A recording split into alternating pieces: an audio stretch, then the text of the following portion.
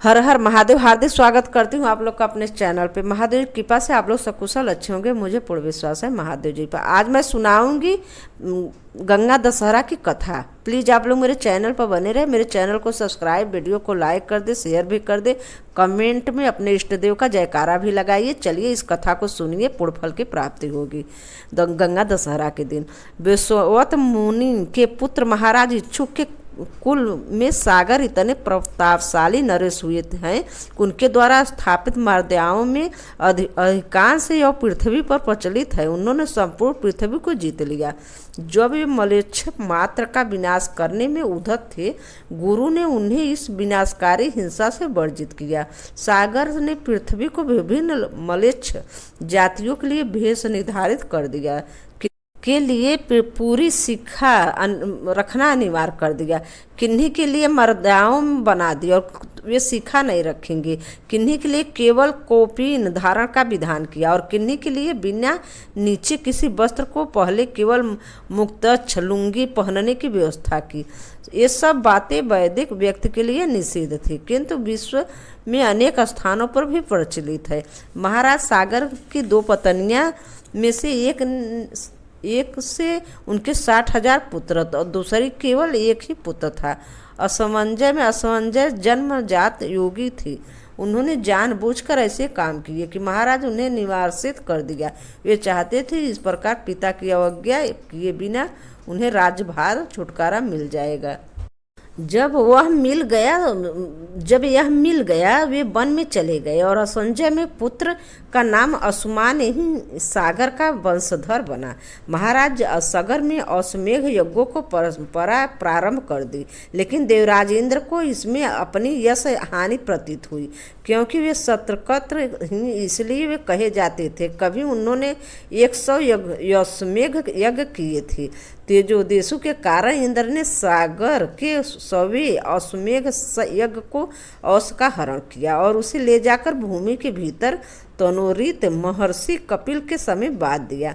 सागर के 60,000 पुत्र पिता की आज्ञा से औस को अन्वेषण खोजने निकले पृथ्वी और ऊपर से लोकों में। जब वे औस को पृथ्वी पर औस नहीं दिखी तो देवर्षि नारद महाराज को बतलाया। उन्होंने योग्य औस धरा के भीतर है। देवर्षि नारद बार बार गुप्त सूक्त बोले जाते थे, मगर सागर के पुत्र ने देवर्षि की बात की। जब समझाया कि उन्हें भूमि खोदकर औस का अवसरण करना चाहिए। जब उन्होंने जम्बू द्वीप के उत्तरी भाग से पृथ्वी को खोदना प्रारंभ कर दिया, सागर का वह तटीय भाग जो महाद्वीप के पास है, सागर पुत्र के द्वारा खोदा हुआ, इसलिए उसे सागर कहते हैं। अन्यथा सिंधु अथवा समुद्र नाम की नरसिंगी मोहोदधि का सागर पुत्र बहुत अधिक भूमि खोद चुके थे। भारत के दक्षिणी भाग को खोदते हुए वे अग्निकोण में पहुंचे और कपिलाश्रम पहुंच गए। इस पूरे भाग को बंगाल की खाड़ी कहा जाता है।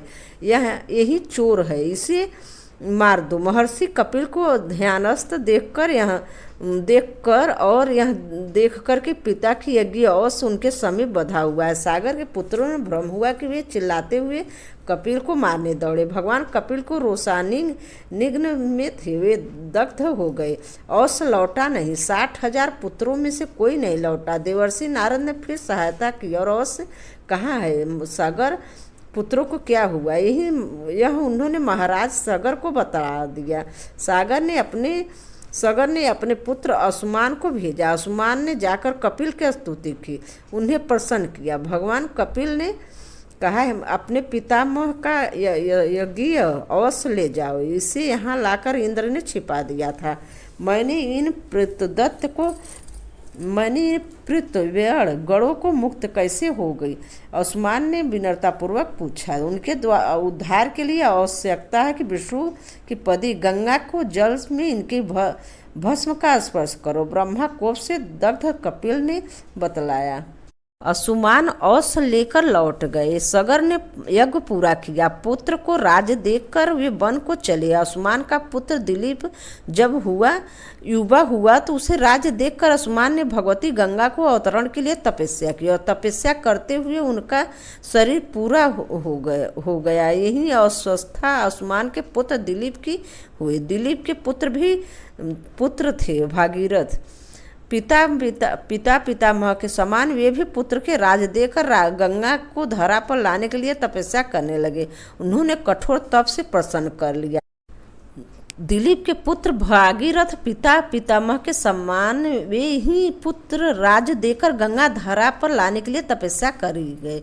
उनके कठोर तप से प्रसन्न होकर भगवती गंगा ने दर्शन दिया। जब उन्होंने अवतरण की प्रार्थना की तो गंगा ने कहा, राजन, मेरे बेग को धारण कौन करेगा? यदि उसका कोई धारण नहीं कर पाता तो मैं भूमि के भेदन करके सरातल चली जाऊंगी। एक बात और है, पृथ्वी के पापी प्राणी मुझ में स्नान करेंगे, उनके कल्पवश मुझे निरंतर म्लान करते रहेंगे। कोई भी पाप और उसके परिणाम दुख के स्वीकार मैं करना नहीं चाहती। मैं क्यों स्वीकार करूं? इसके निवारण का उपाय सोच लो। देवी, ऐसे संत भगवद भक्त आप में स्नान करेंगी जिनके अंतकरण में श्री हरि स्वयं विराजमान रहते हैं। उनका स्पर्श आपको पवित्र करता रहेगा। आपका वेग विश्वतमा भगवान शिव धारण करेंगे। भगीरथ ने गंगा को अवसात किया और भगवान शंकर को संतुष्ट करने के लिए पुनः तपस्या करने लगे। भगवान आशुतोष भगीरथ पर शीघ्र पर संतुष्ट हो गए। भगीरथ ने उन्हें प्रार्थना की कि अपनी जटाओं में श्रीहरि के चरणों से निकली गंगा अधिदेवत रूप में धारण किया, और अब ब्रह्मलोक से उतरती उनके वेग को भी आप धारण करें, और उनके जल को स्पर्श से मेरे पितरों को उद्धार संभव है। शिव ने स्वीकार कर लिया। भगीरथ की प्रार्थना पर गंगा जी ब्रह्मलोक में उतरी और उनके वेग कोई धारण नहीं कर सकता था। यह भ्रम था कि उनके मन में कैलाश के शिखर पर जटा बिखेरे भगवान धूर्धट स्थिर खड़े थे। गंगा का संपूर्ण जल उनके जटाओं में लुप्त हो गया। गंगा का मार्ग नहीं मिला, वे की जटाओं से बाहर निकल सके। भागीरथी ने पुनः भगवान शंकर का स्तुति की। देव महामुनि कपिल को साप से भस्म होकर मेरे पितर दुर्गति में पड़े हैं। आप उनके जटाओं में श्री द्वारा विष्णुपदी अनंत हृत हैं। आप उन्हें प्रदान करें और जिससे मेरे पितरों को उद्धार हो। शिव ने प्रसन्न होकर जटा निचोड़कर भागीरथ को गंगा प्रदान की। भागीरथ ने पुनः गंगा से प्रार्थना की कि देवी, आप कपिलाश्रम तक चलकर मेरे पितरों को पवित्र करें।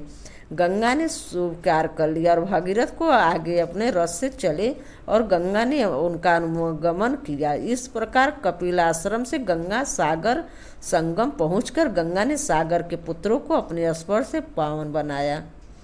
गंगा दशहरा के दिन इस कथा को जरूर सुने। कथा को सुनने से मनोकामना पूर्ण होती, गंगा माँ खुश होती हैं। कथा यहीं पे समाप्त होती है। हर हर गंगे, हर हर गंगे। और मैं किस दिन गंगा दशहरा है और गंगा दशहरा पूजा और सुमुहूर्त दान का महत्व संपूर्ण जानकारी मैं वीडियो बनाकर डाल चुकी हूँ। आप लोग मेरे चैनल पर जाके देख लीजिए। रखती हूँ। हर हर महादेव, हर हर गंगे। धन्यवाद।